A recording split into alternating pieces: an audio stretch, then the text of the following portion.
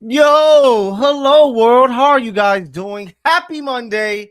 You are here with your favorites. It's a Misfit Monday. I hope you ready because we got a lot of great news to talk about. Elam, I thought we were going to be celebrating today. All of LA having a good time, expecting to see a certain team playing a big game, but that's not what happened.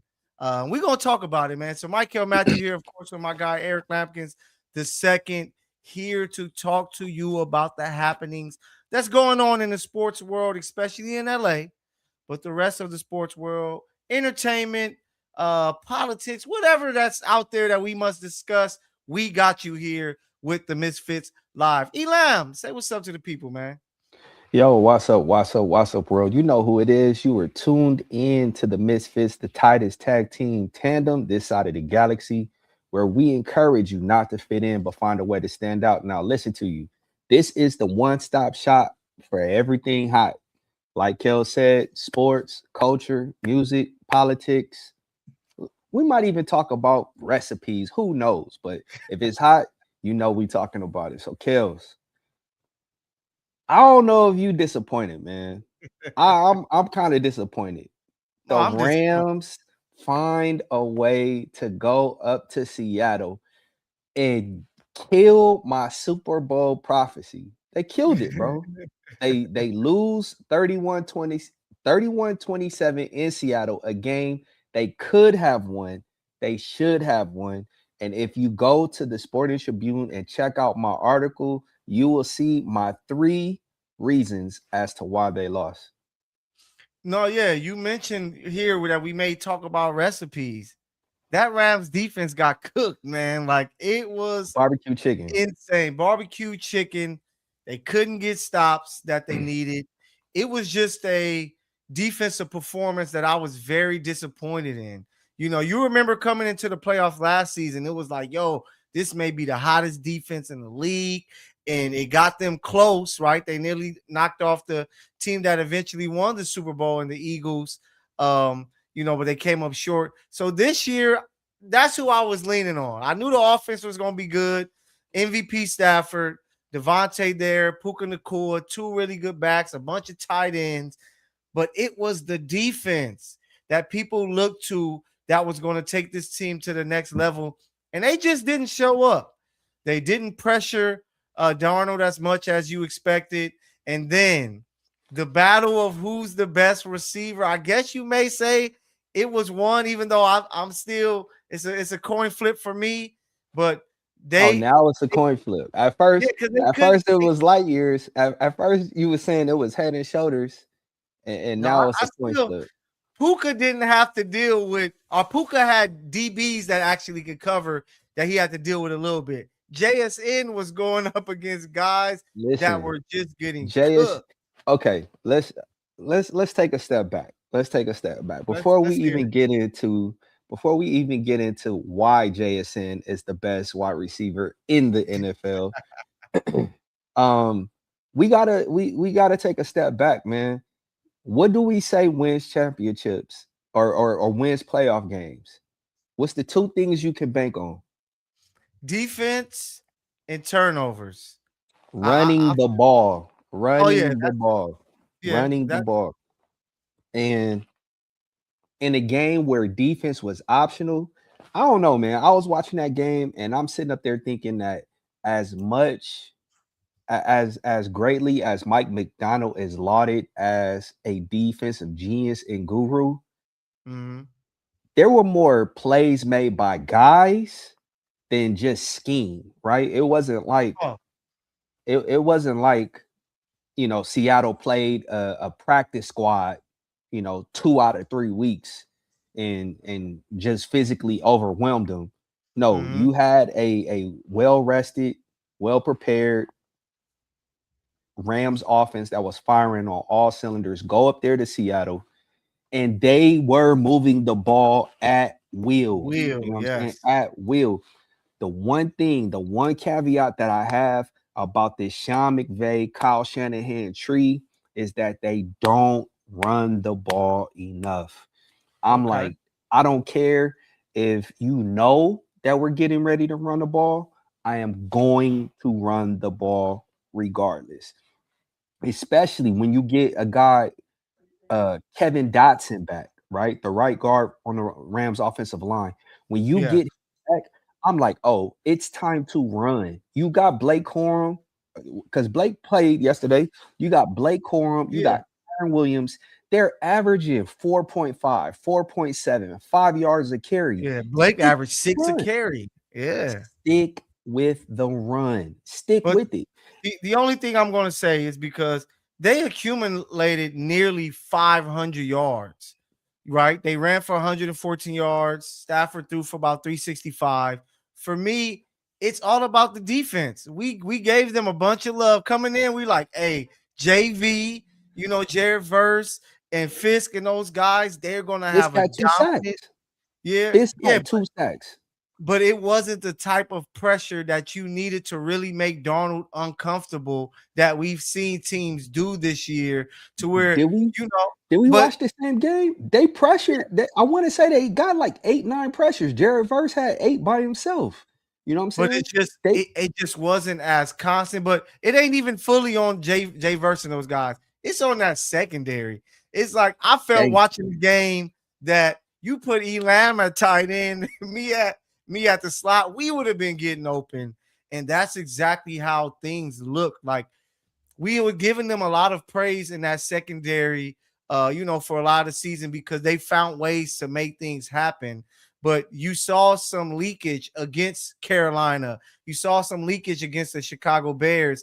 And this game fully exposed them because they were going up against a guy that's arguably, the best receiver in the league. So for those guys, you have to look at that room and say, yo, we let our team down. And then, of course, the bonehead play of the game, a muff punt by who's that? Xavier yeah, Smith. X-Men. The first punt, he looked shaky right there. Just let the ball go and see what happened. But he just looked like he wasn't ready to catch that football. And now something tragic happens that puts you in a hole. When you want to win, that's why I give a lot of praise, Elam, you know, to a team like the Chiefs, like the 49ers, like the Patriots of old. When you can consistently get to these spots, these Super Bowl games, it's because it's the smallest of things that you don't The allow to happen margins. to you. The Yeah, margins. And and it's It's crazy. crazy. It's crazy you mentioned the secondary. The secondary, honestly, was looking shaky from, I would say, week 10 on. They didn't Yeah, look dominant. And especially when Akello Witherspoon got injured, I kept saying Emmanuel Forbes is barbecue chicken. As they made, a run towards the playoffs, I knew teams would be circling him on tape. I knew people would be circling Darius Williams on tape. yeah. And right out the gate, Darius Williams gives up a 50-yard bomb to Rashid Shaheed. And then the next play, they throw a quick pass into the flat for Rashid. He freaking shakes Darius Williams and like gets to the did he I don't know if he scored. I don't remember if he scored on that, but like it was back-to-back plays where Darius Williams cooked. And I tweeted it. I said, if I'm the defensive coordinator, I'm getting Darius Williams out the Off, game now, take right his now. pads off. I would have took his pads from him, jersey off. Said, bro, just go put on your other gear, and you're gonna just watch this one because you can't have anybody getting exposed in so big of a game. And that's exactly what happened. They found somebody Listen, they could attack, and they did. and I mean, they could attack the entire secondary, man. Like it was No, ad nauseum. But the craziest part is, I'm thinking to myself watching the game, yo, the Rams really could use a player like Jalen Ramsey. Like, and that was like, it was crazy that that thought even went through my mind because I'm like, yo, even if he was playing safety, if they had him just prowling, a playmaker. the defensive backfield, he's so smart, he's so astute, he's so like crafty and cunning. He could have made some plays. That Hey, post that JSN had right before the end of the first half, oh yeah, when he faked the corner route, ooh, that was a beautiful like route. I'm like, yo, like what are these guys doing? But Yeah. you know what? I think that's something that um the Rams I have got to look at. Les I Snead got a got to deal look for at. them. I got a deal for them, Elan. I think that they Here we go with your bogus ideas, bro. What's no, what's what's the trade hey, this proposal? is a great idea. I'm telling you. So there's a cornerback in Kansas City that's from the You LA get area. The uh-huh. Chiefs don't Trent don't really Trent don't really McDuffie. they don't really Okay. pay their corners. So you throw a first round pick They're not for giving him first. Trent McDuffie, you have They're an not all giving him pro first. 25-year-old corner. They're not I'm giving just him first. saying that They're that not would giving him be first. You can that's get a all. third. You can get a No, they third. wouldn't. Trent McDuffie's an all pro. You can't. They wouldn't. You Chiefs wouldn't take that. okay, so I If think Sauce you Gardner can go for 2 first-round picks, Trent McDuffie can go for 1 because you're going to listen get to me. one guy that can Trent shut is a off. free agent at the end of this. He's a free agent now, right? No, he has another year with the Chiefs. Oh, okay. Okay. So, so you Uh, trade I, for him mm, and you extend him. He's from the area. You know what I'm saying? It'd be one of those feel good stories. And then you get a number 1 corner that can play outside, inside. I think they need a player like but I that. think Trent is he does more damage from the nickel than outside. Not to But say he would, that Trent can't play. Not yeah. to say that Trent can't play outside, but he's a legit all pro, like legit. Like I think he is the best nickel corner in the Because league. he can blitz, he can do all of that. But I think He, he would have he and been Cooper, perfect. he He would and have been Cooper perfect. DeJean, he and Cooper DeJean are the two best nickel corners in the Yeah, game. one day. Um, He would have followed JSN and he's a nah, technician. He's a technician to where, he would have made it much tougher than what you saw out there. What did JSN have? 10 catches, 153, a tub, and a lot of them he was wide the hell open. I So mean, but he's just a smooth route runner. This is what I oh, be he's a trying to great get route y'all runner. to understand. This is He's a great why I route. try to get you guys to understand, man. JSN is one of one. One of one. The Mm, dude is Kels. I'm telling you, I saw the greatest college game, the I greatest saw that college game too. performance of all. No, I was there at the Rose Bowl. Not just I watched it, I was there. JSN, I was like, yo, this dude is different. And you see it, dude. He led the league in freaking reception yards. You know what I'm saying? He beat Puka. He beat Puka in yards with 119 catches. I think Puka had Didn't Puka 127, miss games? 137. Didn't Puka miss games? A couple games? Puka had more catches and still produced less, bro.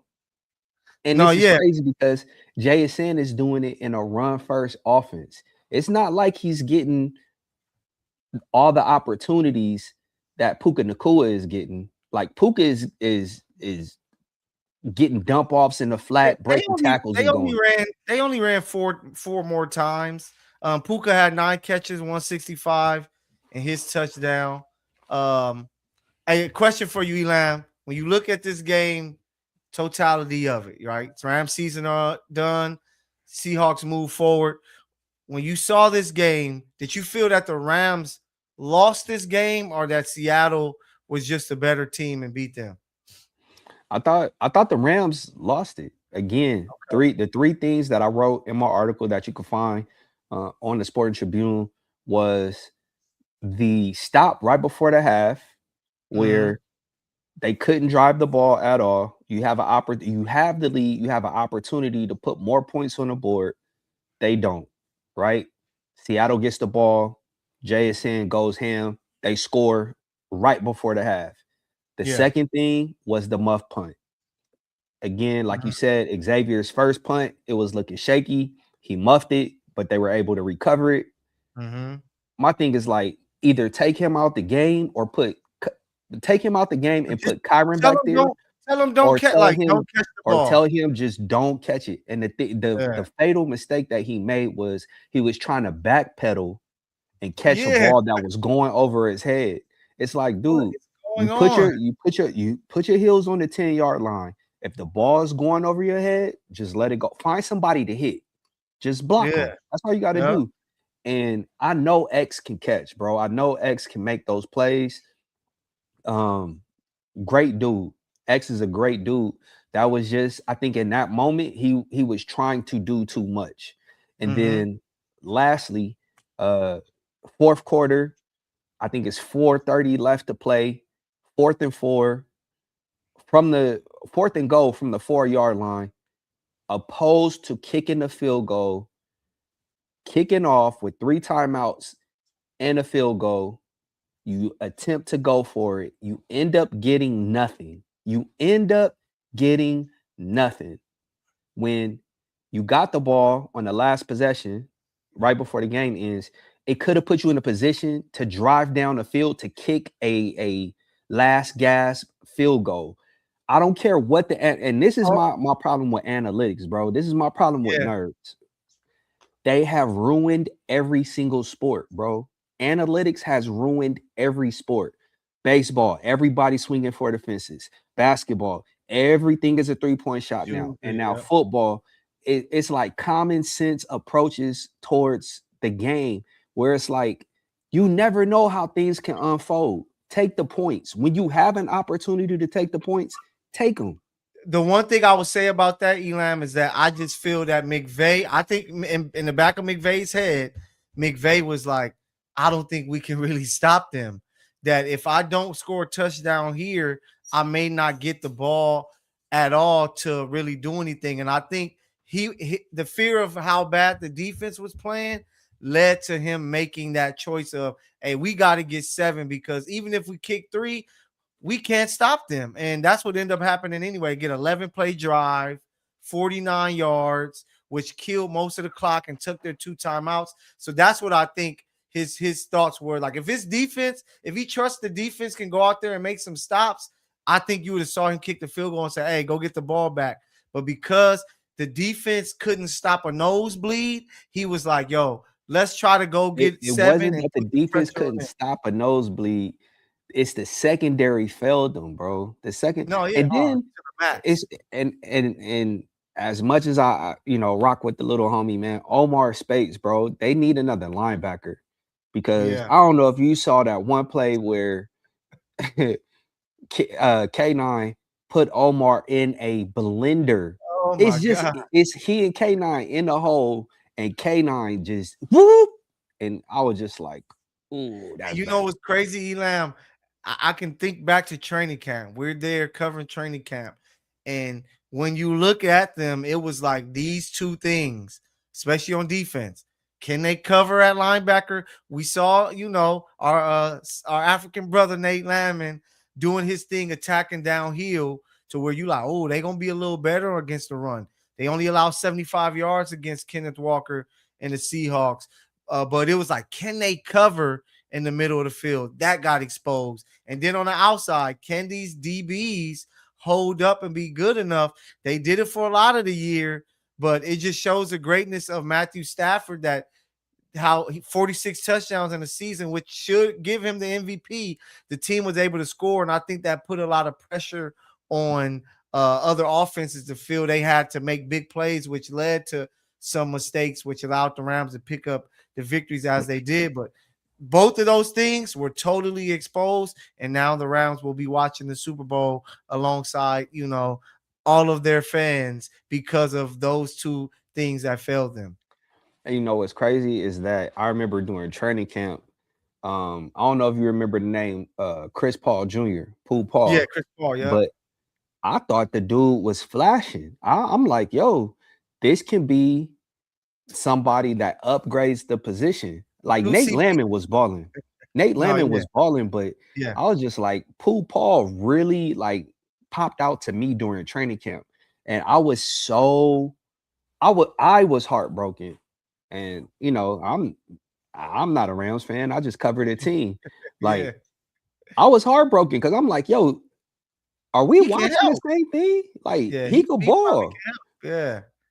And and that's why, I hate to sound like a homer here, but when you have a team like the Chiefs that can make it 3 straight Super Bowls, that you realize how difficult it is because the It's not Rams, difficult when you had the refs helping you, bro. We I don't we want to hear we about already no discussed this refs ad because you nauseum. still got to catch the ball. You still can't muff punts. You Even still got even to get even when stops. even You when got you to have guys don't catch the ball, you guys get like little yellow pieces of laundry that just happen all the time. like in Man, your favor. But I don't want to hear that because I done seen some shaky calls.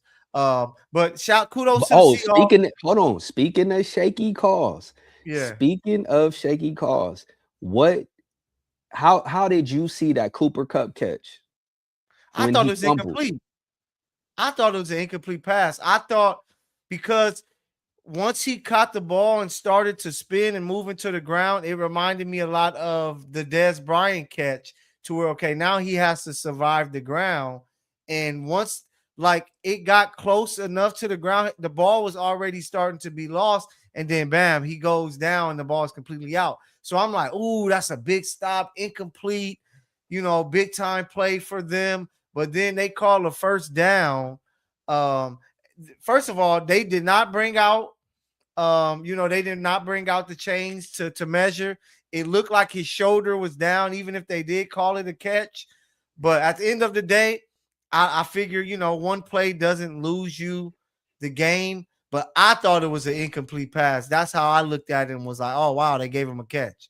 What was your So thoughts on it? two things. I was Yeah. like, Buffalo really got screwed. Buffalo really Fact. got screwed.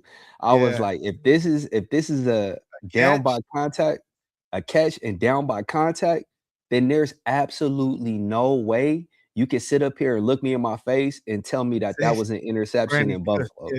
Yeah. Like Facts. that's crazy. And then two, I thought that Cooper did just enough to reach out for the ball or Mm-hmm. reach over the chains.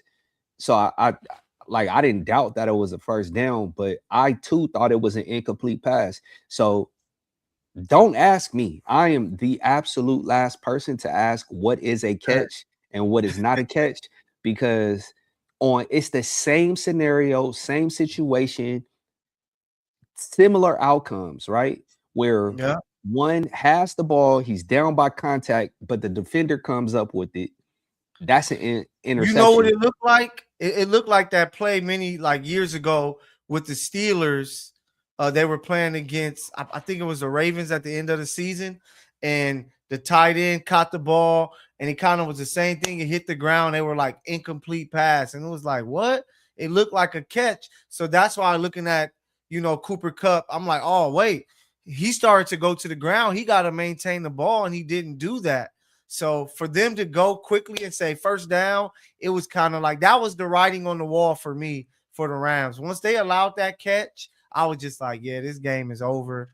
I don't think that they're going to get enough stops. They might get the ball with 20 seconds, which they did, and it's not going to be enough time because, of course, they need a touchdown, and then they're going to get the ball so far away from their scoring area. So it was just a tough way to go out. Um, the Rams played incredible, but when you are a team that has that type of talent, not making it to the Super Bowl, I call it a failure. I call the season a failure. Whenever you have that much talent and you're that good, you have that type of coaching, you don't make the Super Bowl. It is a failure to me, and they just have to go back to the drawing board and see what they can do to find maybe play back at home in another Super Bowl. NFL, if you somehow let the Rams make it back to the Super Bowl, that lets me know that the script is real. Because they're like, we're not gonna let them go this year. Let's save them for back in LA. That would be crazy. You know what? It's crazy to think, but I don't know if the Rams get back, bro. Damn. Like Okay. Matthew Stafford, he really didn't get hit this year. And that was the big question mark that we had. Like, can Matthew Yeah. Stafford stay healthy? Yep. He stayed healthy and he played like an MVP. Can you do it 2 years in a row, right? Devontae Adams, I don't know if he looks slow to you, but Devontae Adams is definitely not as fleet of foot as he was 3 years Oh yeah, ago. yeah, yeah. He You know what I'm lost a step saying? for sure. Yeah. And so, I mean, he's still a technician when it comes to Route running. being able to run a route, but like now things are starting. He's having to labor a little more. Yeah. Um, and I just like you were relatively healthy this year. And this is Yeah. like again, training camp, I was like, yo, this has the makings, this has the look of a championship caliber team. I don't know if they come back next year. And like I said, like you really need a lockdown defender. So do you look to the draft? There's really nobody in free agency that I think is gonna move the needle. You can really utilize a difference maker, a tone setter. Like you have DB. Nate Landman, you have Nate Landman, excuse me, you have Nate Landman, uh, and I think he is a fortuitous and a very opportunistic linebacker, but you Mm-hmm. need somebody that is I can a cover. Dre Greenlaw type. Yeah. You need somebody that's going to thump and like let you know, like, hey, Put the be fear of ready. God in people. Yeah, That's it. this is getting ready to be 60 minutes of hell. Like Yeah. I'm coming to hit you every opportunity. Like if they had a Z's Alshire, oh my goodness. Like they But need hey, an Aziz he type. he can't cover JSN, so that I that mean, but was if you got a linebacker on JSN, like that's your bad as a defensive coordinator. But in the words of the poet laureate Kendrick Lamar, it's not enough. The Rams. Shout out to Langston Hughes, man. That was my inspiration for my article still. last night, A Dream Deferred. Shout But out to the go check great. it out on the Sporting Tribune, A Dream Deferred. But I'll tell you whose dreams continue to roll Hey, on. let me say this, Elam. We go from like shout out to the Rams and Seahawks because they gave us a slobber knocker, which some people shall say, and a hell of a game. But that game before it, that saw the Broncos come up short at home against New England, that game was one of the worst watches when it comes to conference championship football It that was a I have defensive battle. seen. It It was was it was the winning defense. quarterback had 80 yards, Elam. Yeah, That it's a was defensive terrible. game. It's a Man, defensive I didn't game. see. I just saw two teams who were like, man, I don't think our quarterbacks can do much. So it looked like a high school football game offensively. Shout out to the defenses because they were flying around. But I've been hearing all season about Drake May taking that next step and being this type of guy. With no Bo Nix, you supposed to go in there and mollywop the Broncos. And I know they say the snow was an issue. I saw Matthew Stafford last year put up big numbers in the snow against the Eagles defense that had a crazy pass rush. So for them to come out the way that they did, like I've been saying it all postseason long. I don't think nothing crazy about the Patriots. I just think that everything has fallen into place for them. And what happens? You get the Broncos with no Bo Nix. It makes the game easier for you to win to where all you needed was hope. Let's sit him, make one mistake, make one mistake.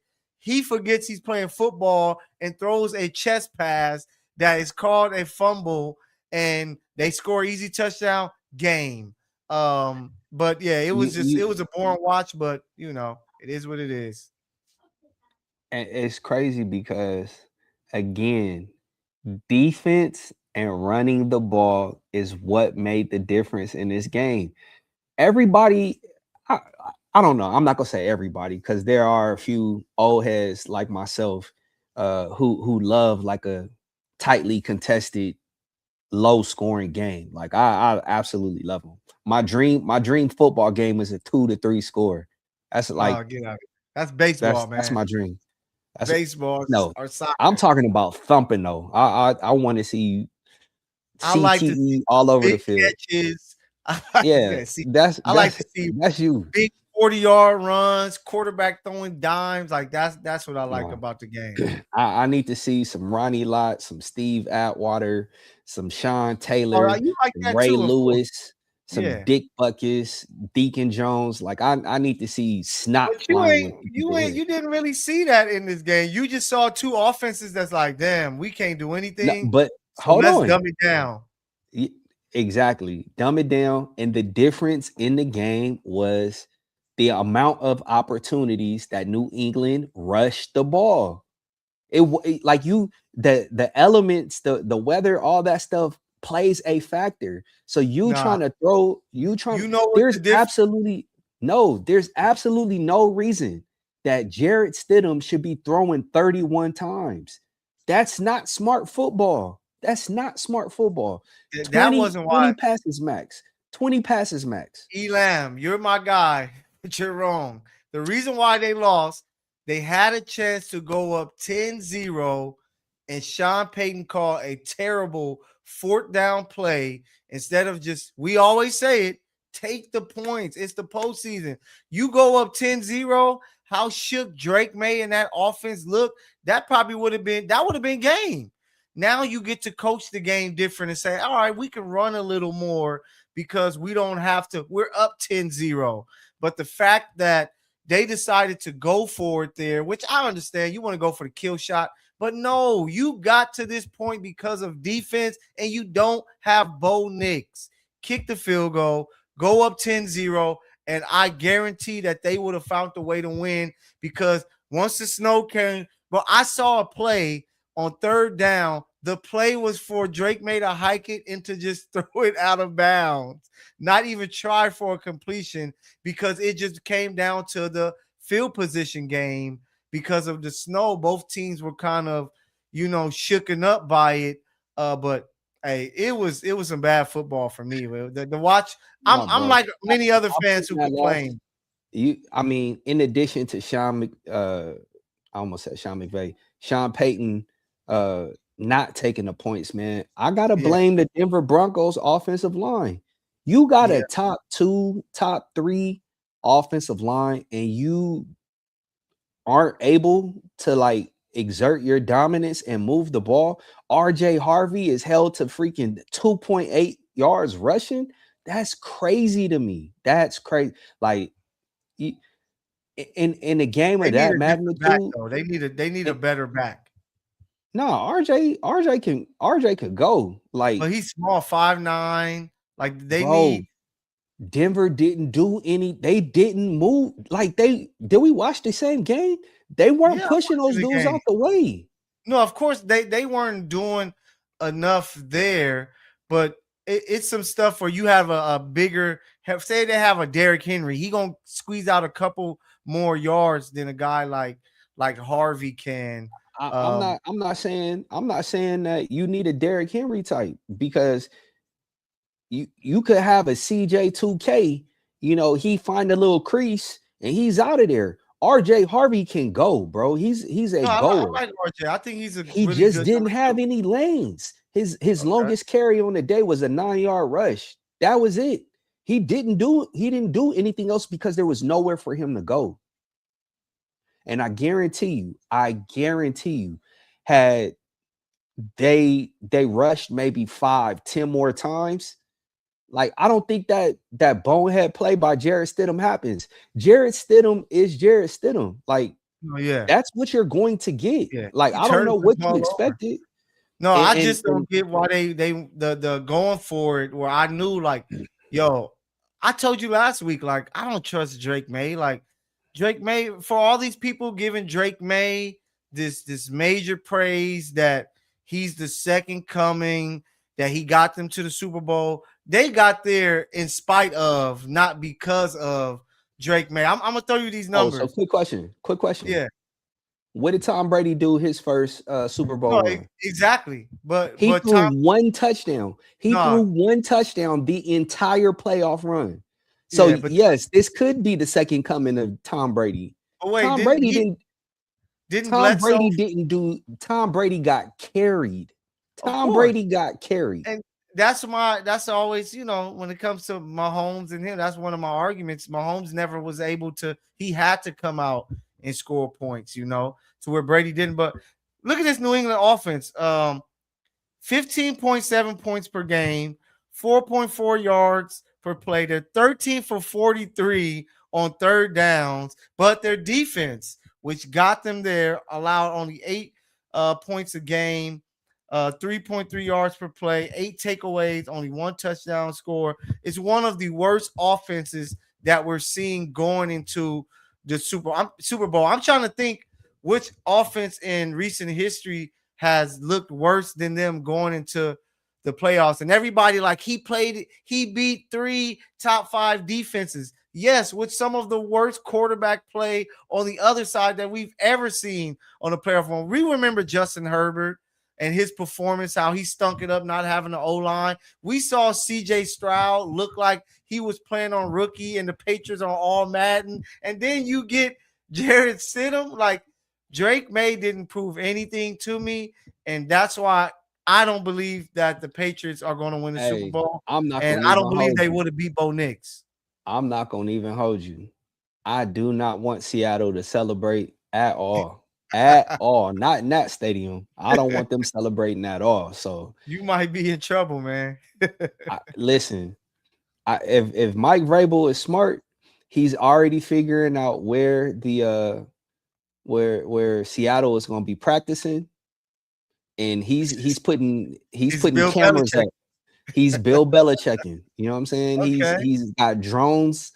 You know, he's got drones up. He's doing enough of what he needs to do to find some competitive advantage. Dare I say?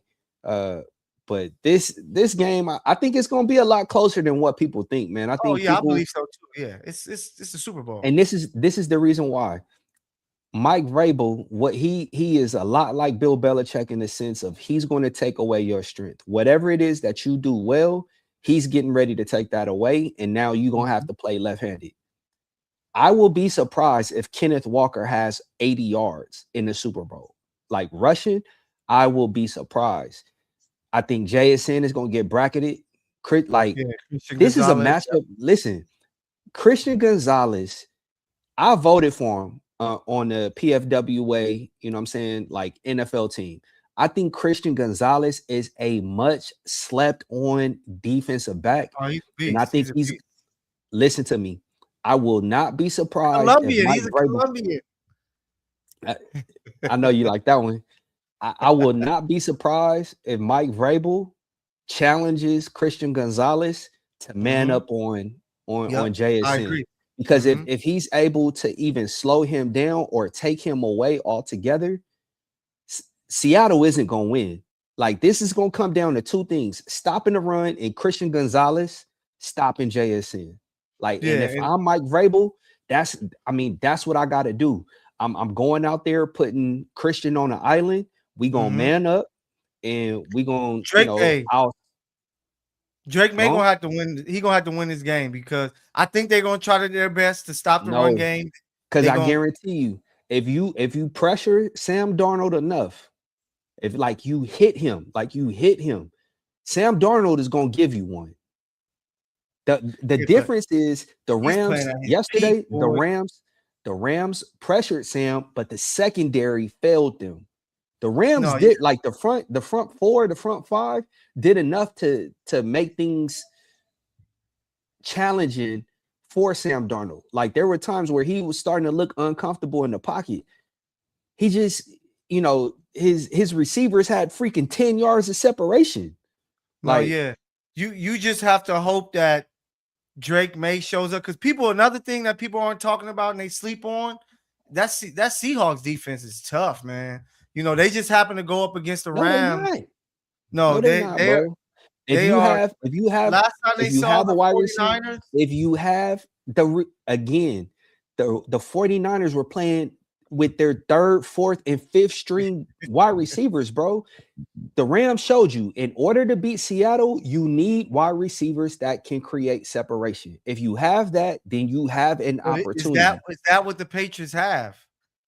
Like, Diggs is more of a, like Diggs might be the one guy. Diggs could still get separation. Yeah, but is he going to be that consistent? And then, up front, like, they pass rush is really solid as well. Like, the Seahawks look like a team that, after dealing with the Rams, where you like, they can do, because they were getting after Stafford a little bit.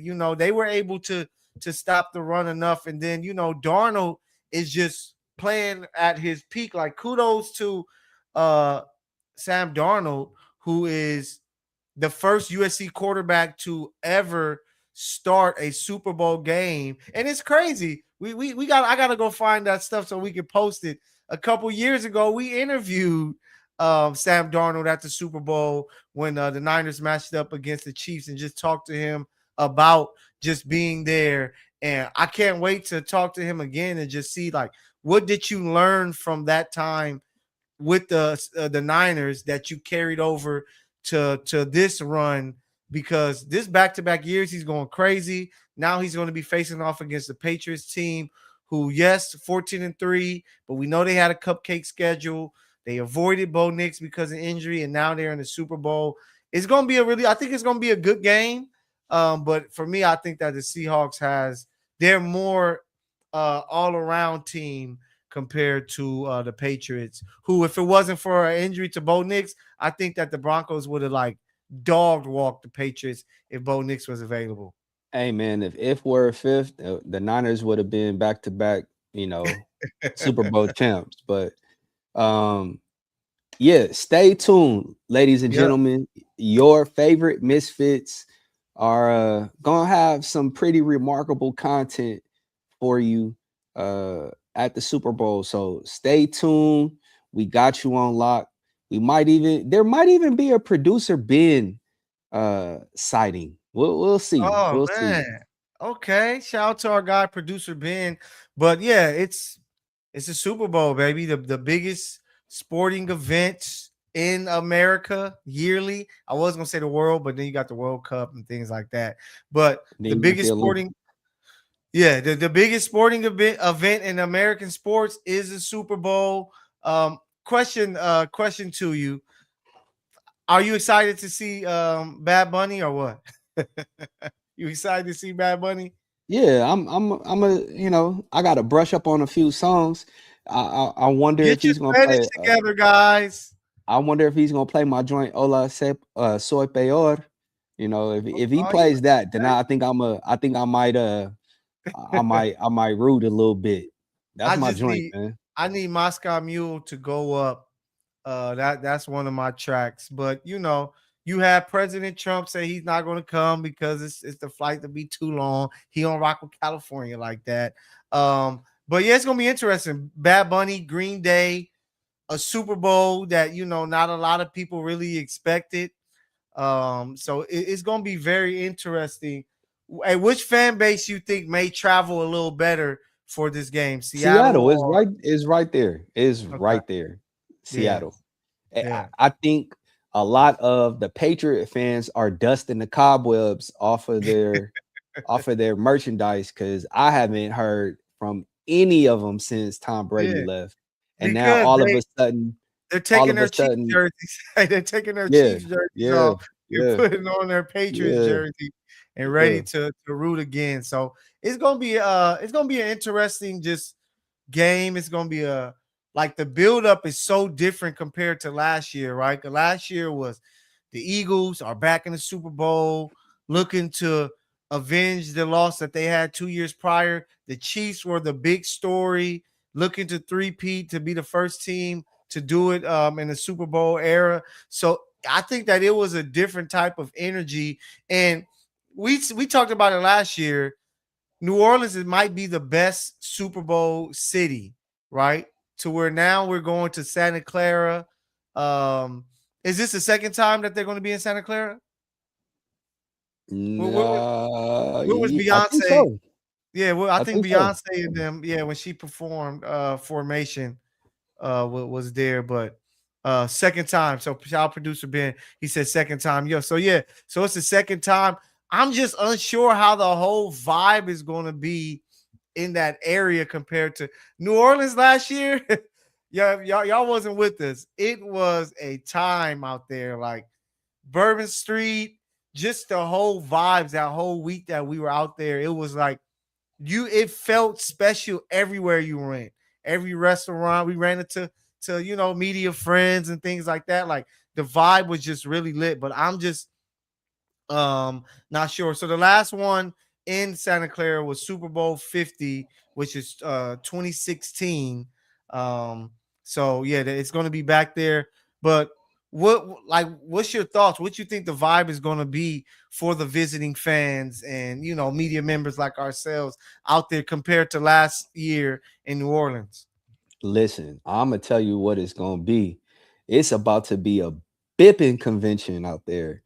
If you if you Oh yeah, leave anything in your car, do not be surprised if it comes up missing, because the facts. flockers are going to be out in full force. You got people coming from as far as Richmond, you know what I'm saying, with they Mm. bipping tools. Like, of course, Oakland gonna be in the building, San Francisco, and most of the events are happening in San Francisco. So it's listen.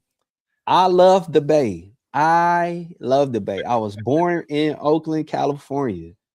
Listen, if you don't know, you're gonna find out real quick. It looks beautiful out there. It's pristine, lovely hills, lovely sights, but it can get real greasy if you are not paying attention. And so I think is overall, I think there will be a ton of things to do, especially like on the water, or like over, like off the pier, Okay. by Fisherman's Wharf. I think there's going to be a lot to do over there.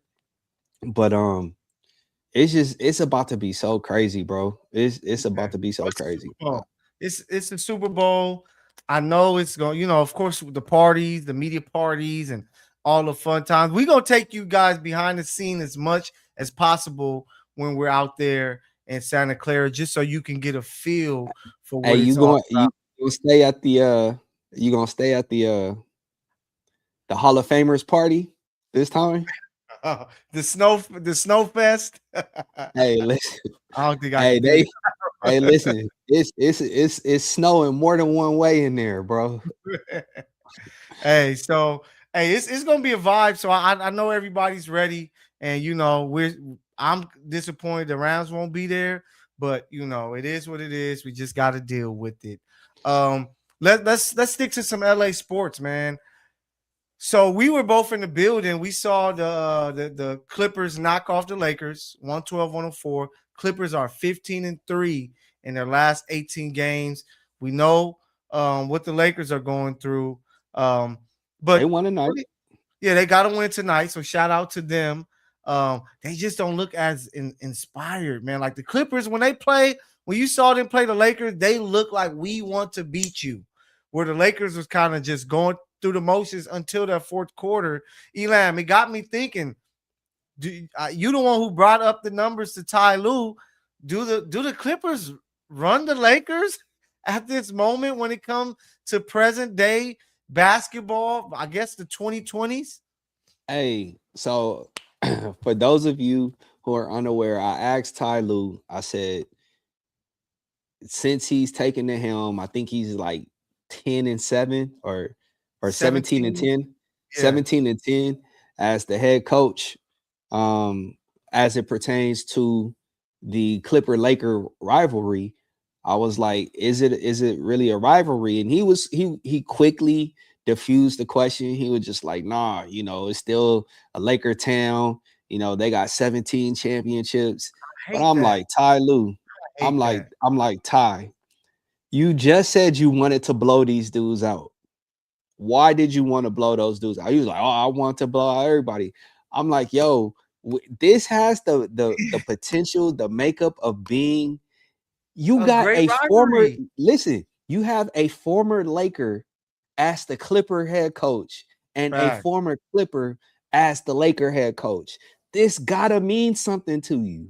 This, like, that's what the NBA needs, bro. The That's NBA that is missing. so devoid of bad blood, of a real rivalry. Like, we don't like you, you don't like us. It's up when we see you. Hey, It's the up. the NBA needs to be the WWE, right? You look at the NFL, what makes the game so great is because Passion. of course you have the fan bases don't like each other, like Clippers, Lakers. If you following on X, Instagram, Facebook, wherever, they're going back and forth. The Clippers talking reckless because of their win-loss record, recently over the Lakers, and the Laker fans continue to say we win championships, right? So the rivalry clearly is there. It's the fact that the players and the organizations don't look at anything as a rivalry, because the same question you asked Ty Lue, I asked JJ Redick the game, before they played the Clippers, and he was like, oh, it's not a rivalry. Playoffs only make rivalries. And I don't believe that. I believe that if people say, hey, we don't want to lose to this team, like this is an organizational thing, we don't lose to the Clippers, and they play like that, it's going to bring more draw to it. Hell, I even asked LeBron about the Lakers Celtic rivalry, and he act like it's just basketball. No, rivalries is what, like Elam said, is what the game needs, and we don't want you guys to like each other. It makes us even more invested as those who are fans. You're going to be invested even more. But all this buddy is making It's it crazy. really sucks, man.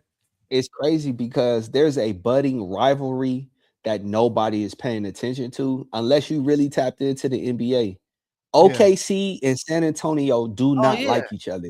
Facts. Yep. And that is such compelling basketball to watch because you got Shea, J Dub, the bald eagle, Shea, you got Wimby, Stephen Castle. You have dudes who do like it's up when I see you. I'm trying Yeah. to dunk on you. I Trying am to trying embarrass to you. embarrass you. And Mhm. and I love that Wimby gets at Shea all the time. He's like on his head, like Oh, you a Chet little too. dude. He really That's what don't I'm talking like about. Chet. Chet. I call him Shay Yeah. all the time. Uh, Chet. You know what I'm saying? He little boys him. You know what I'm saying? And the yeah. crazy thing is, Chet tends to like shy away from it. I don't want to call him scary. You know what I'm saying? I don't believe in calling a grown man fearful, but Yeah. it don't appear like he want too much of that smoke. And my thing is like here in LA, you have the opportunity of being prime time, bro. The battle Every for LA time. every time. Y'all play 4 times a day in a stadium that's separated by what 6 miles? Hey, can you imagine, Elam, a time, say 10 years from now, Dodgers, Giants, they got new managers, a bunch of new players, and the players talk as if it just means nothing. Or it's just another baseball series this season. No, that's never going to happen. Dodger fans feel that the Giants suck. Giants fans feel that the Dodgers suck. And the fan base But carries we all that. know that the Dodgers don't suck. We all know that. Yeah, don't tell that to the Giants fans out there. They're like, yeah, they suck. They're hot now because they can Producer buy Ben is everybody. rolling in his grave right now, having to watch all these Dodger parades.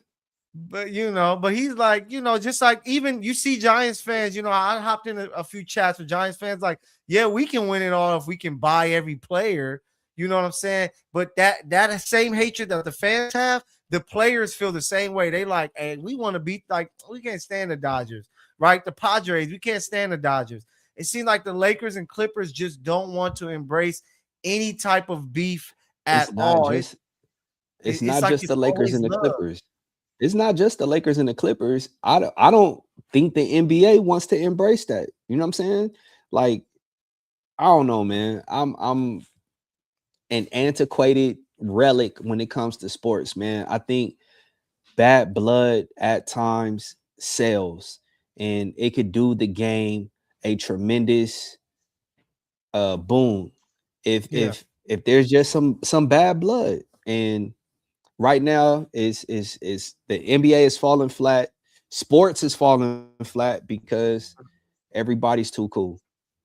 Yeah, and to be in that building, last week for that Lakers Clippers matchup was amazing because it was really split, right? You had the wall and that energy going up because the Clippers was winning, but then when the Lakers made their run, the Laker fans were there. Let's go Lakers!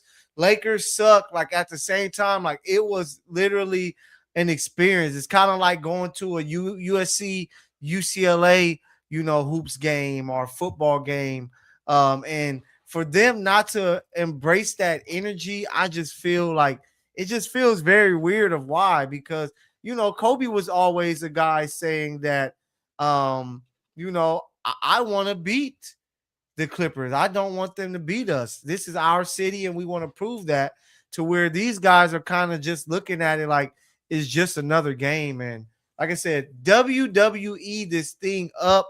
And even if you got to fake it to make this a bigger thing. Because imagine the Intuit Dome, since I've been there covering the Clippers, I have not seen it sold out one game, like every seat filled.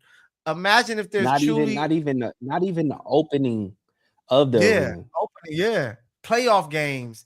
It wasn't that, but if the Lakers on the court, that's why what was the most exciting moment of that game last week, Elam? Other than the When the Lakers Lakers starting, came back, but what that happened was in it. that? But you had the Chris Dunn and Vando Oh, situation. yeah, That, yeah. When they got yeah, locked up, I was like, yeah. okay, okay, okay. Yeah, Yeah, everybody, the whole crowd. It looked like you know, I hate to say this, but almost like a football game. Damn it, you want the fans to be catching fades outside. You know what I'm saying? For it to be that passionate when you leave, and you just don't get that. You know, even though the basketball, it seems like it's always a big comeback by some team in those games. Um, but it's just not the like I want to kill you attitude that you want to see but from these two and teams. this is where this is gonna be a little controversial, but this is Okay. why I blame the fans, bro. Like if you watch European ball, those dudes are out there with flares, they shirts off, they rowdy and raucous. Here, everybody's like, "Oh, popcorn, caviar, please. Let me get to my plush seats." Like, come on, dog. If you a fan is short for fanatic, fanatical. You know what I'm saying? Like, have you ever watched the movie Green Street Hooligans? No, I haven't. Oh, Maybe you you gotta sleep, send that bro. to me. Sleep I is gotta check cousin of it out. dough. I gotta Hey, check it out. so look, Green Street Hooligans is about these fans that they go to like soccer games, right? Okay. The outcome of the game don't matter. The real game starts after the game. You know what they do? They be out there scrapping, bro, fist fighting, Hey, bloodying so each you know other what up, that bro. means? It sounds like we gotta set it up. The next Laker Clipper game, we're setting up the tussle in front of crypto. You know, we gonna have to get the top 10 Clipper fans, top 10 Laker fans, and have them go at it. And then we show the video to the players of each team and say, this is how they feel about this matchup before this game. How do you feel about this? And maybe that can get some things boiling because it's just we want it to be a rivalry. The fans don't like each other and want it to be that, but the team, the players, the coaches are kind of just like, Nah, I just think Clipper fans don't like us. We yeah, like Laker fans just be like, dude, you little brother. Like, yeah. Shut up, little we bro. Yeah, watch out.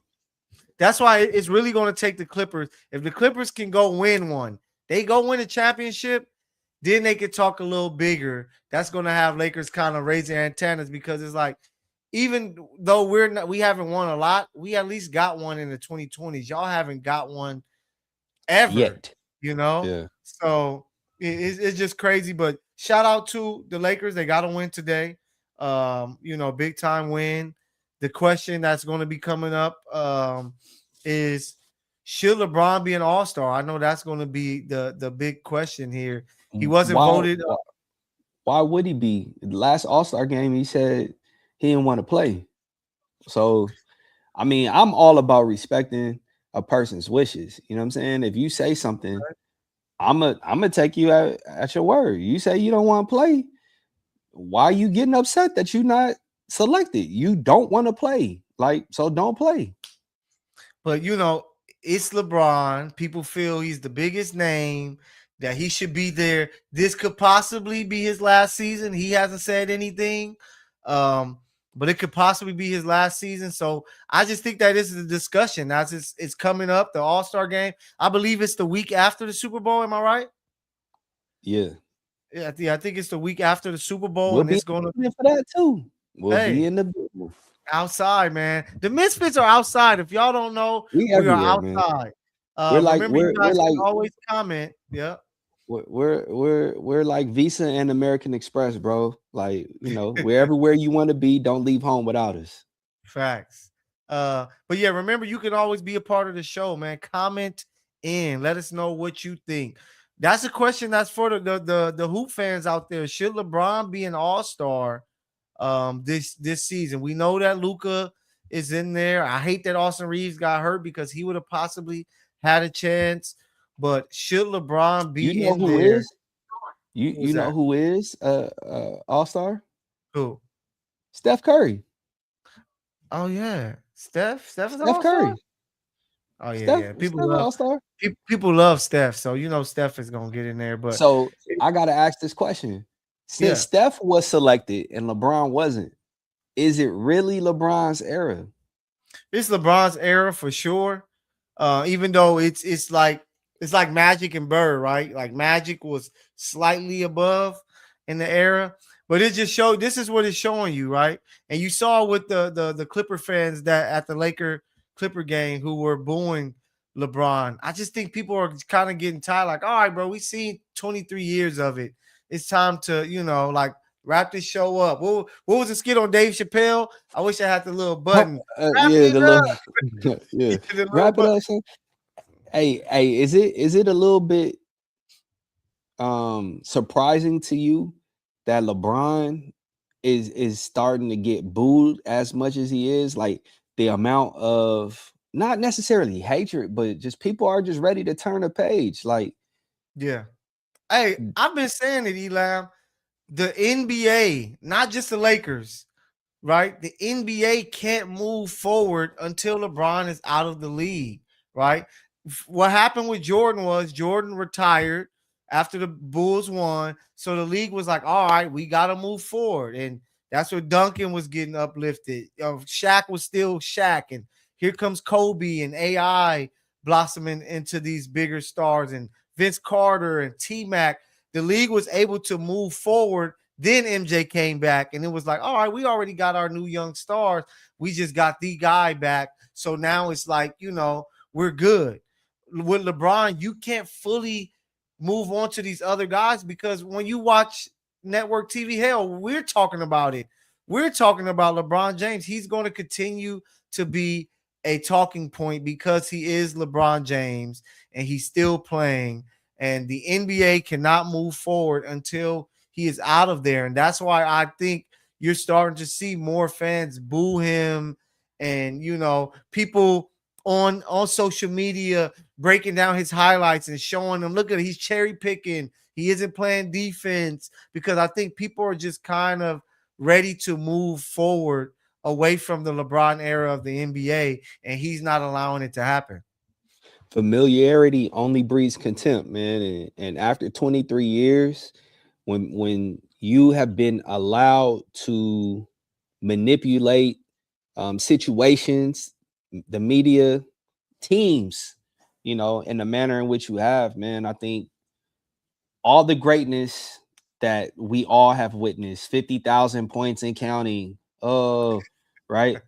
Put some respect on his name. I just don't think like people I don't think people are impressed, bro. And that's the crazy thing. Bro, you got to be 50,000 impressed. points. You got to be impressed. Listen to me, bro. Listen to me. I talk to enough fans. There are a lot of people who are not impressed, bro. Elam, Like, no one could tell me. especially in this city. In this city, no, bro. No. Because you see the guy behind me, this side, he has a lot of fans' hearts here. So some people still stuck on that, but we can't deny seeing a guy this old scoring. What today? Today he had 24 and 5.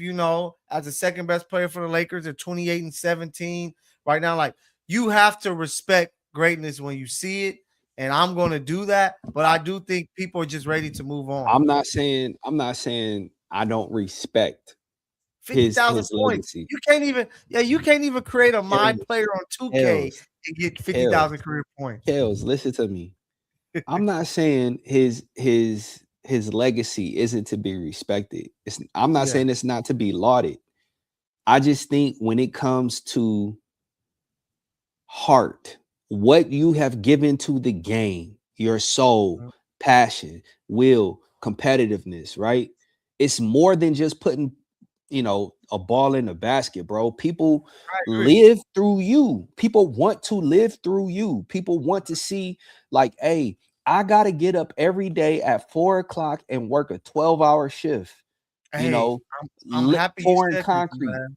pouring concrete. Like, the least you could do is, and I'm spending 150, 300, Hey, $700 to bring uh, my family to come see you.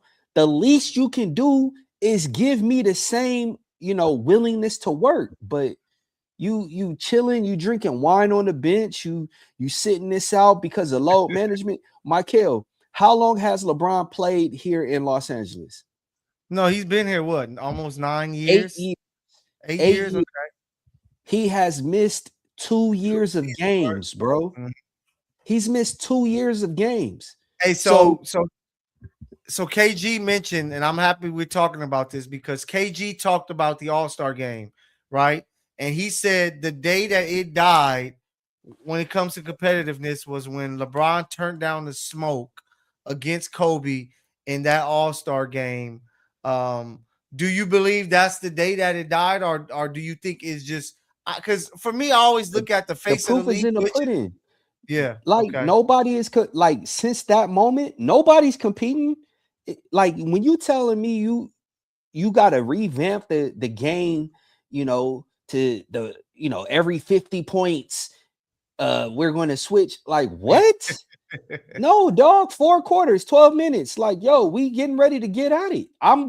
I am going to show you and the rest of the world that I'm better than you. I'm better than you. You yeah. think I'm not? Stop me. All right, boom. I'm coming at you. Ah, like, and now And it's a dunk fest, dunk fest, dunk fest. And I'm just like, and you didn't even want to compete in the dunk contest, bro. Like, hey, come on, man. and I think that he is a big part of the we're talking about Lakers and Clippers, right? He's a big part of the rivalry part of things dying because you going at it with Steph Curry all these years. This was the perfect time to be like, man, this guy's in my way. Of course, I can't like Steph Curry. The Clippers are sharing a hometown with me. Of course, I can't, share. We share the city with them, but we're going to take the city, and he's a big part of that. But we're gonna bring this back up next week as we get closer to the All-Star weekend for the NBA. After we get our week through football and then the Super Bowl, we're gonna be back to talk more of that because I think it's a debate that and discussion that needs to be had. But let's push it forward. Baseball, right? Baseball. It seems like baseball is around the corner every time you look up. You're like, oh, wait, baseball is back again. You got the Dodgers continuing to add players. That had me sitting there like academics saying, again. Now you add Kyle Tucker. Like it's crazy with that. But we're getting to the World Baseball Classic where you're going to see Otani. You're going to see a Yamamoto. What's your thoughts, Elam, on them playing? And will they run it back? We getting ready to see competition on the highest level. Like Okay. baseball means something to these Japanese players. They want to show the world like we're serious out here. Like, bro, they have academies for the game where I think high school or like 7th grade, 8th grade, like they're competing with like 200, 300 people that go to their school and only 20, 25 make it. And some of them only get to play like one game. You know what I'm saying? So it's like baseball really means something out there in Japan. Yeah. And I think Japan is getting ready to show the world, like, look, dog, we dominate. I remember the last World Baseball Should they Classic, be the favorites? Should they be the the favorites? last hold on. The Okay. last out. Do you remember the last out of the World Baseball Oh, Classic? I have to remember it. It Who tore who my was heart pitching? apart. Who was It was pitching? Otani, Mike Trout. Mike was And supposed what to take happened? that thing yard, man, but Otani got him. He struck out. He struck out. That's why I called Mike Trout the janitor, because he gets swept. You know what I'm saying? Whenever he's in the playoffs, he's the janitor. But He ain't big enough, man, to give him a nickname. that's why he's the janitor. Okay. But yeah, I think it's either Japan or the Dominican Republic, man. I think it's gonna come down to those two. Man, I'm going with the home crew. I think the good old Americans gonna find a way to. They have to seek some type of revenge. You know what I'm saying? You can't, Clayton Kershaw is gonna give it up, bro. man. Game on the Clayton line. is going. Clayton Kershaw pitching for a chance to either win the Hey, hey, championship or go to the hey, championship, and Ben got to he gonna smoke Ben. You him. got to clip this up because how it's going to end It's going to be Kershaw versus Otani in the bottom of the ninth. Kershaw is going to come up to the mound, and he is going to smoke Otani, and the USA is going to win, and it's going to be a celebration, and everybody's going to remember this moment for Kershaw walking away like that. That's Clip it how I up. believe it's going to happen. Clip it up. We'll add this to Mykell's Mykell's freezer art. That's what it's gonna be called. Mykell's freezer art. But I'm just happy to that the baseball classic is going to be back, man. It's going to be just baseball being back. You know, it feels like, I don't know how you feel, Elan, but it feels like that energy from last season's World Series has kind of carried over. That people are, because usually, you know, when baseball is done, it kind of go dead because football and baseball. But then you have free agency. The Dodgers still doing what they're doing. And now you're going to have the World Baseball Classic. I think that energy of baseball is carrying over more than we've seen in some years, because you're so excited to see Otani again, and Yamamoto, and you know, the Dominican stars and the American stars. I think that I wouldn't be surprised if they do some of their best numbers this World Baseball Classic The this year. entire world is gonna be watching. Yeah. No, yeah. Yeah. But Yeah. you know, it's gonna be But more than it was in 2023. yeah, you mentioned being back, baseball being back, but to quickly transition, Okay. I was told the U is back. I was told Miami was back. And I don't know if you really recall, but I told you Indiana was going to be the national champions.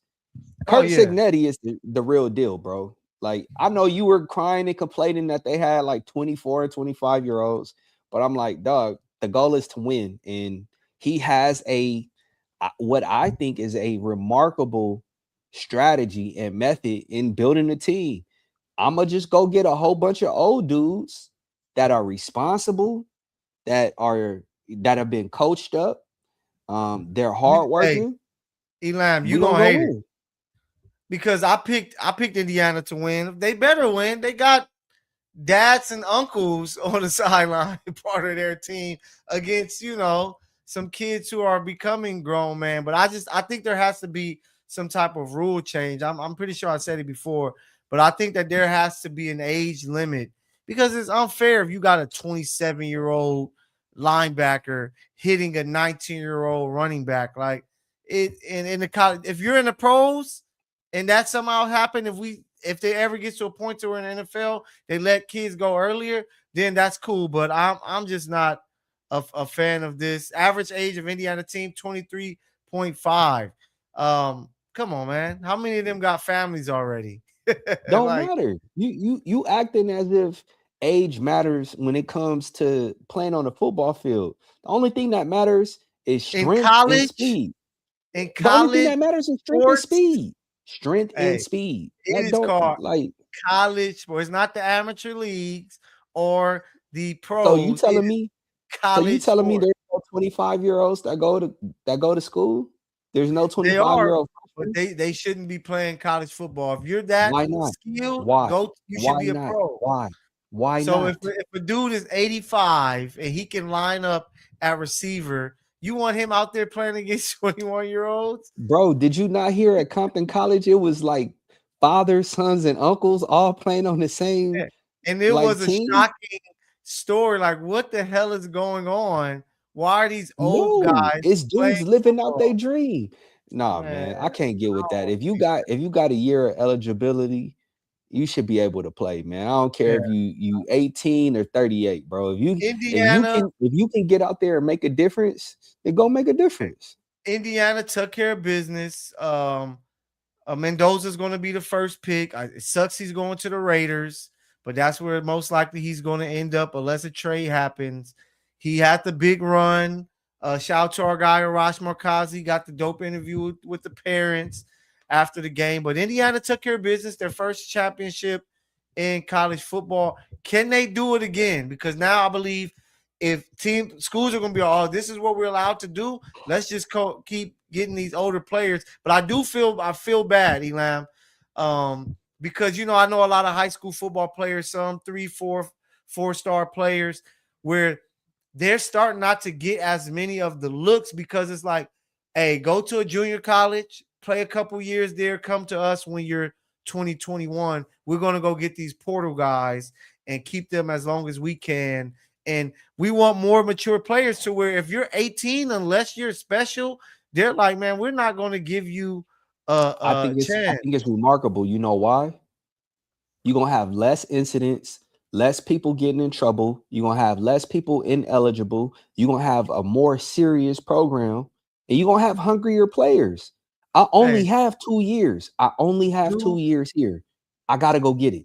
I no, gotta they go get don't, it. because junior college now doesn't count against your eligibility year. So you can go 3 years to junior college, come That's out, be even 21, better. and get 4 years.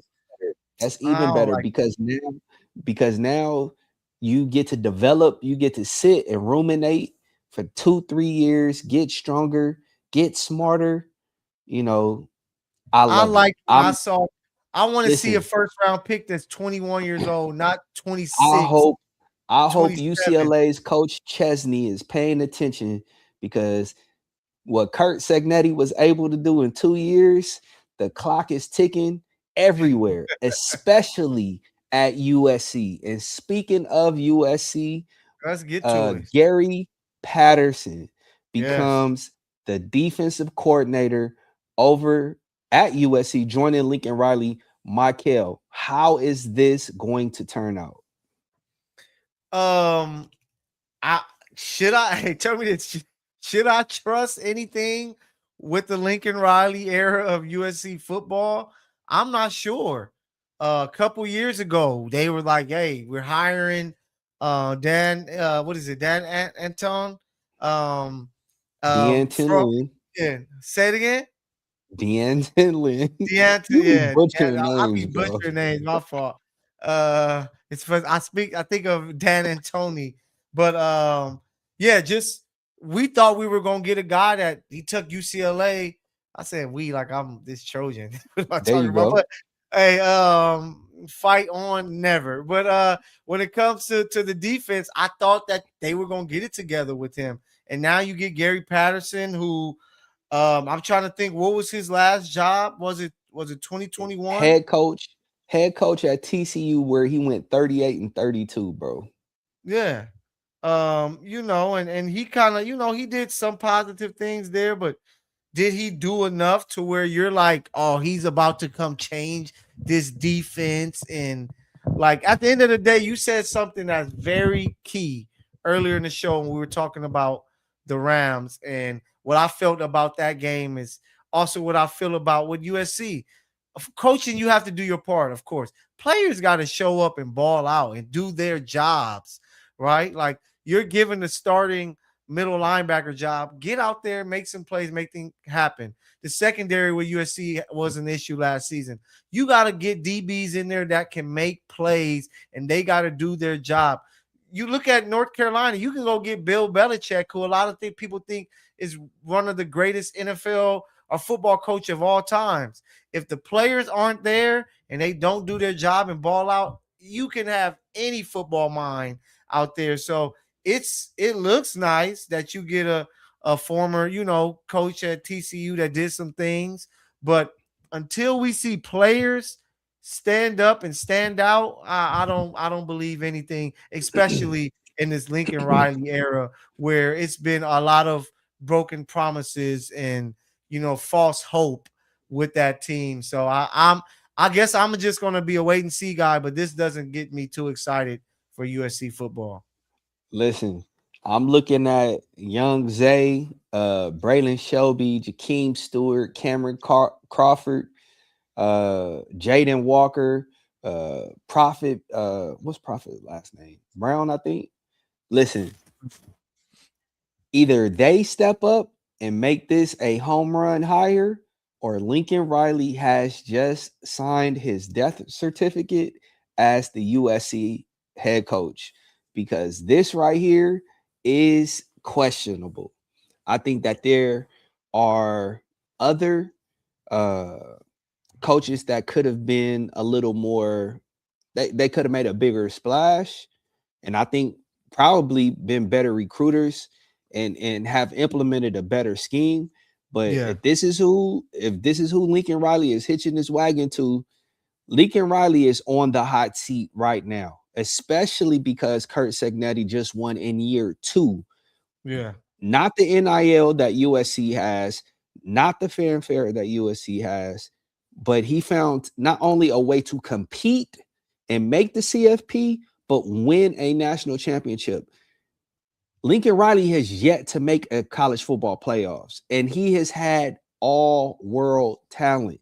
And so, again, if you cannot I stop like the Coach run, Patterson. you have Indiana, you play Indiana, you're going to see D'Anton Lynn in Penn State, right? I think they play Ohio State this year. You're gonna Yeah, have to see Oregon.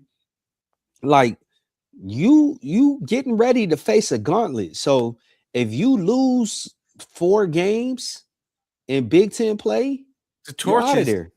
You're But out of there, bro. shout out just to just correct you because Patterson is a name that's been around. He was at TCU for 20 years. 181 and 79 was his record. You know, he coached the 12 and 1 team, 13 and 0, 11 and 2, 11 and 1, 11 and 2, 12 and 1, 11 and 3. He's a hell of a coach. So I know his work at TCU is just he hasn't been a coach since 2020. Now you coming to USC under this defense. And like I said, there's been a lot of false hope given about this Lincoln Riley run. Right. Him and Caleb Williams came in together. The expectation was championship. They couldn't get past Utah. You add in, defensive coordinator, like it's just been a lot of false hopes, and I just don't believe it until I see it. And that's how I'm moving forward with this USC team. Hey, I'm saying it right now. Lincoln Riley, you got until October, the first weekend in October. If you have lost 3 games by the first I, week of October, you will not be the hey, USC head I coach. got an idea. If they do that, we're gonna do like DX to the WCW. We're gonna show up with a tank and we're gonna drive it through the campus and we're gonna be like, we're looking for Lincoln, right? Like we're gonna make a whole scene. Ben's gonna be driving the tank. Me and you are Oh, gonna be on top. I thought you were talking about that meme of Hulk Hogan, spray painting on Oh, that. no, man. Like, hey, for the WWE fans out there, WWF, um, you know what I'm talking about. The DX went to take over WCW with tanks. They were stopped at the door. It was a whole thing. But that's gonna be the Misfits if this doesn't happen, man. So that's all the sports talk that we have for you. And like I always say, and like we always tell you, we are more than just a sports show. We like to talk about everything, especially something that's real, that a lot of people are dealing with. And we have to talk about this anti-ICE protests, Elam. So it's going to be really serious right now. Everything is intensified. Another shooting of a American civilian there in Minnesota. Elam. Marvin Gaye said it before. What's going on? What's That's the going on? that has to be asked. I listened to the song today and I'm just like, damn, this song never gets old because we deal with craziness in this country and in this world. But that the situation there in Minnesota, what's your thoughts on it? And how does it make you feel? Because it's very interesting. I mean, first and foremost, I gotta say, rest in peace to Renee Good and Alex Preddy, two citizens, you know, from what I law-abiding citizens that had their lives taken uh by interactions with ICE. Mm-hmm. Um, it could be said that Renee Good, I think she was the lady that got shot in the vehicle. I said that she was trying to run them over. There were other conflicting angles that showed that the dude hopped into the the path of the vehicle Mhm. with Alex Preddy. I think they were tear gassing him. They had him on his stomach. It was alleged that he had a gun, and the ICE officer just shot him. And so, what I think is happening is that the flames are being fanned. That the current administration is banking on people retaliating, and I think it's Mhm. getting to a point to where people are going to start retaliating. And when that happens, then is they already have a plan that like they're going to enact the insurrection act, and all hell is going to break loose from that moment on. um I don't know. I don't know what the path out of this is. You know what I'm saying? The Second Amendment, it exists for a reason. You know what I'm saying? It's to defend yourself against a tyrannical government. And if you feel that the government is getting tyrannical, it's only so much marching you can do. It's only so much pleading you can do. It's only so much sharing reels and memes that you can do.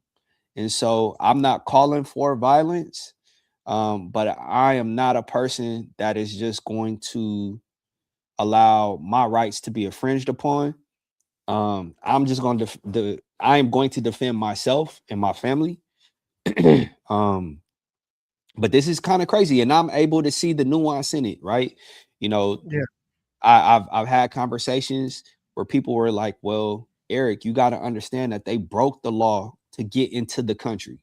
They entered the country illegally, regardless of how long they've been here. You know, I understand they've paid taxes, they've Yeah. contributed to society, but the fact remains is that they still broke the law.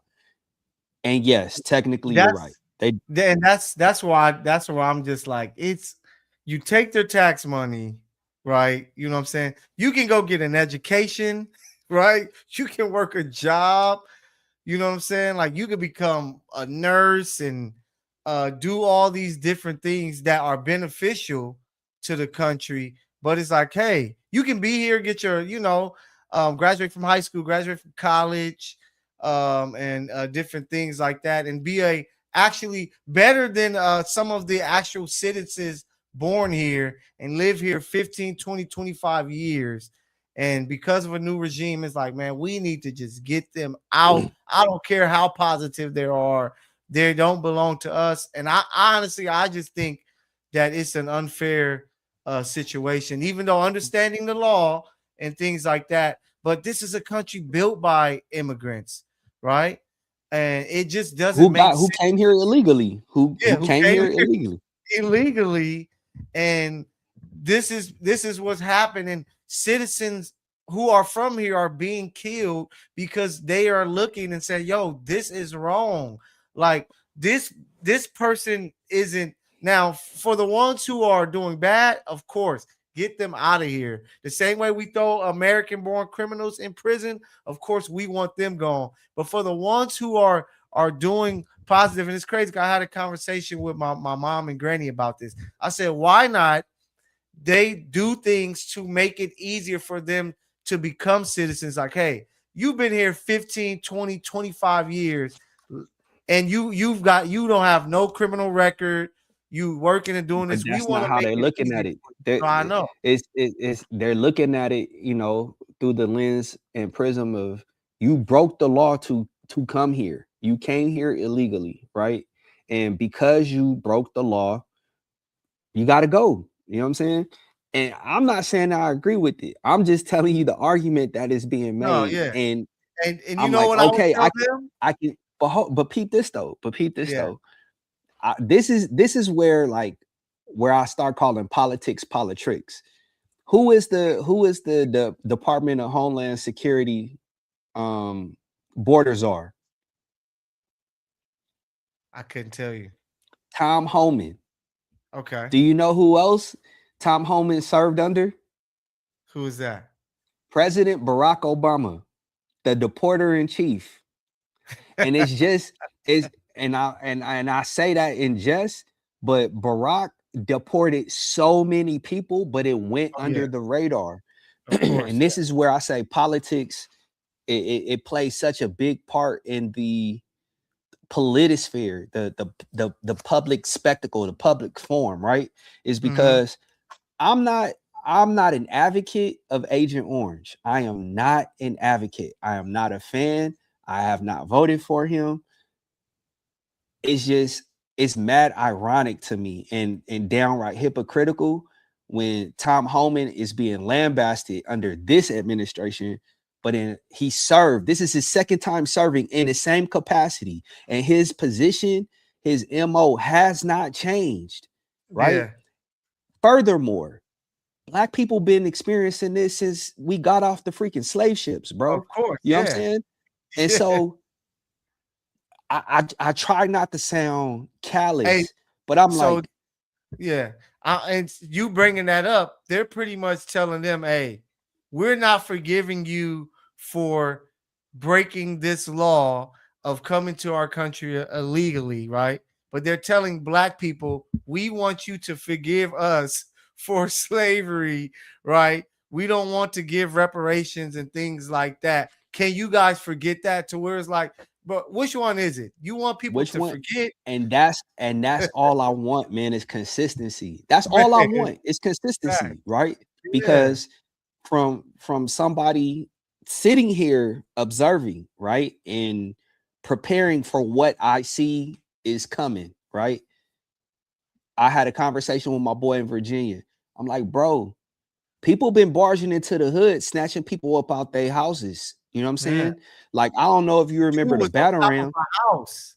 bro. I Remember don't know that? if you remember the battle. You remember the battle ram? Like, Oh yeah. They come to the hood bro, and I remember the battle ram crashing into the wrong house, bro. The dang. wrong house. The whole living room was gone. You know what the Mm, police did? off my bad. They didn't even say my bad. We had the wrong house. You know what I'm Yeah. saying? I've seen people I see uh people lose their lives because of it was a wrong house. You know what I'm saying? wrong Uh, house. The police, they're going kicking in the door of mm-hmm. somebody, their last known address, right? And the person not even there no more. And mamas and grandmamas out there in a robe, you know what I'm saying, in the front yard in handcuffs. Like, I have seen this story played. So for me and my lived experience, I'm like, well, America, welcome to the world in which I grew up in and I have to reside in every single day. You know what I'm saying? Like, I'm Yeah. not surprised by any of this. And it's not to, I'm not trying to come off as heartless or, having a lack of empathy or compassion, but I understand the frustration that America feels. But guess what? This is what Black America has been trying to get y'all to understand. Like, This is this is this is not a what new the hood. phenomenon.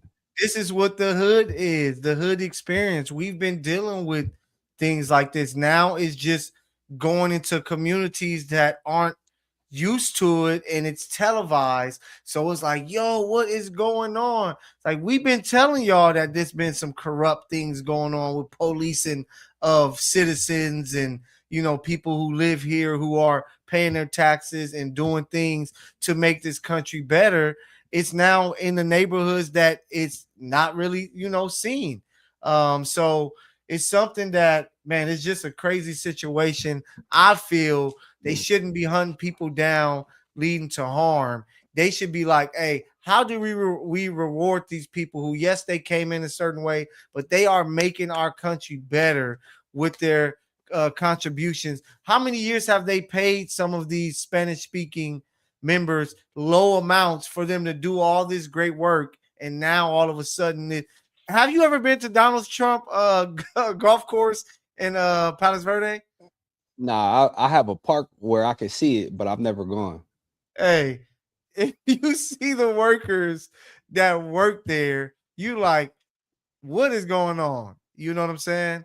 Like, why is nothing going on over here? Because you're saving some bucks and things like that. So it's just a situation with, I'm pretty sure, like yourself, people who are dealing with this fear that they have to have. Like, man, I came here at 7, 8 years old. I didn't bring myself here. I was brought here by family This and the just only been here. country that I know. This is Yeah, this the only world that I know. and I've been making it happen and not, and living still, even though I'm making it happen, I'm living check by check. And if you know about the process, like it's an expensive process, it's a timely one that you have to put a lot of work into, to where some people are like, is that, or do I try to have a living to, provide for my family and things like that, to where it's just a murky situation. I don't expect it to get better anytime soon. Um, but it's something that we're gonna make sure we follow here with the Misfits, baby. It's just crazy to me because you talked about people are being hunted and tracked down, bro. The first police force was a slave catching group. It was a slave Mhm. catching agency. Like that was their thing. What they're going to track and find people who have escaped plantations and take them back to said plantation owners. And so um the only thing that has changed is the date on the calendar, man. Like that's it. That's it. Like everything that I'm seeing has been, is, and will continue to be. And the only language that America understands is violence. That's it. That's it. That's all. There is a like pay attention to like where campaigns are fought, right? It's not like we've invaded Russia. It's not like we going into China kicking in their front door. You know what I'm saying? Like America, they tend to go to places, communities that are easily exploitable Mhm. and repress them. They quash them. Mhm. If you look at what happened in Philadelphia in the move with the Move organization, they literally bombed an apartment complex with women and children inside and burned them alive, bro. Because people, you know, formulated an organization to try to determine themselves. 41st and Central, LAPD shot up, got into an intense firefight with the Black Panther Party here Mhm. in Los Angeles. Like it's a real thing. And these are stories and people with whom I have personal relationships, people who have watched me, people who have taught me. So for me, like I said, this is not something that's new, not to me, and this is what America is going to continue to be. But again, like I said, you only have a handful of options, and when you have exhausted diplomacy at every turn, when you have exhausted, you know, petitioning your legislators to pass bills, when you have petitioned the the hearts and minds of your neighbors, right? People you have Yeah. gone to school with, people you have worshiped with, people you have shopped next to, people you have literally fought in foxholes with in service of this country. When none of that matters and none of that is being heard, you Yeah. literally put people in a corner to where it's like, I don't have any other options but Yeah. this. And that is where things are headed. And that is a very scary place because I know and understand what the reaction and response is going to be. And the only thing Because that is going to do is just going to end like people are standing pandemonium is up. going to ensue. Yeah, people are standing up for what they believe, and like the protests. I was out there protesting in, 2020 with the, George Floyd and Breonna Taylor and things like that. Like people are going to stand up to what they believe, and they believe what ICE is out to do is wrong. And I don't think that this was going to be the last situation, because some of those ICE members just are out there with the wrong intentions, and some of them are scared of what's going on. So the first thing they do to react is pull the trigger. So for the people who's out there protesting, you got to be safe. You got to think wisely on what you do. I think that maybe the people who are setting up these protests need to maybe do a little better to plan a way to be peaceful, because I don't think that it's time for a civil war inside of America, which we may not be able to stop it if that's the case. But I just think that there needs to be some type of control to make Kels, let sure. me ask you. Let Yeah, me ask you. Name me a because period of time. Name me a period in time where nonviolence was able to achieve said no, goal. yeah. Of course, like violence. Yeah, violence is something that's been a part. Because even though Dr. King, he lost his life to violence, but what he was doing was nonviolent, and it cost him his life, but it But hold led on, to. you had the deacons of defense that would accompany Dr. King in said Oh yeah, of cities. course. So it Because wasn't like Dr. King was just out there willy yeah, I nilly know with no protection protection. is always needed, right? So that's why you had the Black Panthers who were like, "Hey, we want to protect our community." So you need protection, but you just don't want people going out there with the intentions of, "Hey, if ICE is ready, we ready," because then that's going to lead to an even scarier situation. So that's why I really think it comes to planning.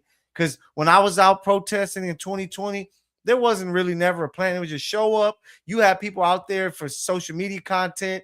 You have people out there to steal. You have people out there to break things, and you have people out there who is really, we want to peacefully protest, which we have the right to. So you You want to know, try to crack down on those people who may be out there to like, hey, we out here to because thing is another thing. The story of the Black Panthers. You have informants who like, hey, I'm there to cause mayhem to lead to this, that you have to agent beware of as well. provocateurs, Yeah. agent provocateurs. And it's Yep. funny that you even said that because I remember this is like one of the last protests that I led that really had me like analyzing myself. But Yeah. in 2014, I had led a protest. It started on King and Crenshaw, and we marched all the way down to the Parker Center. And I remember we had got to Fig. We were walking towards USC, and people are like, hey, let's burn up a cop car. Hey, let's get on the freeway. Now, bro, it's kids in this protest. It's people being pushed in wheelchairs, and everybody's looking at me, looking to me for answers, direction, you know what I'm saying? Like Mhm. strategy. And I'm like, dog, in good conscience, I can't put these people in a position to where the reprisal, you know what I'm saying? The response is going to be met with such force that Mhm. they don't have the ability to defend themselves. It's little kids out here. If we start throwing bottles and rocks and all that type of stuff and they lob tear gas and these little kids get, you know what I'm saying, get hurt, get hit, one of them die, that's going to be on my conscience. You know what I'm saying? One of these elderly people who getting pushed in the wheelchair, something happens to them, that's going to be on my conscience. And so Mhm. I'm not saying that protest doesn't have its part. And I'm not saying that it's not a strategy, but I think when you're talking about trying to achieve a goal, right? Yeah. Trying to wage war, quote unquote, like, and I'm speaking figuratively. I'm not telling anybody to go to war with ICE. But when you are trying to wage war, you have to utilize every tool at your disposal. And before we go to war, what happens? Diplomacy is used, right? Mhm. Hey, this is what our end goal is. This is what we need from you all. If the two sides aren't able to meet, it's not on some kumbaya, let's protest. You know what I'm saying? Like people get their head bust. People, their No, blood, yeah. you know what I'm saying? Like waters Yeah. the soil. That's the cost of freedom. And so if again, I'm at an age, bro, where I'm not telling nobody what to do. You got to decide what to do for yourself. But I'm telling you this, if you're not willing to fight and stand up for what it is you believe, then you're going to get what you deserve, which is whatever the government decides to give you.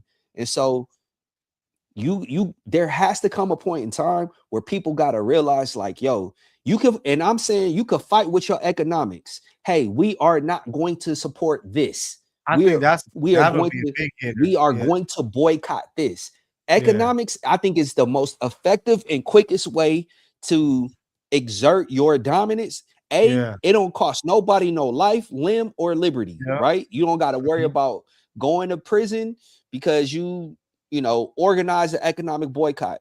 If you really want to get the establishment attention, boycott. Put Yeah. take your Hit dollar the away. pockets. Yeah, hit Take their your pocket. dollar away. Hey, we are not going to support this until we get this. And if it Yep. takes a year, if it takes 2 years, if it takes 5 years, Yeah. so be it.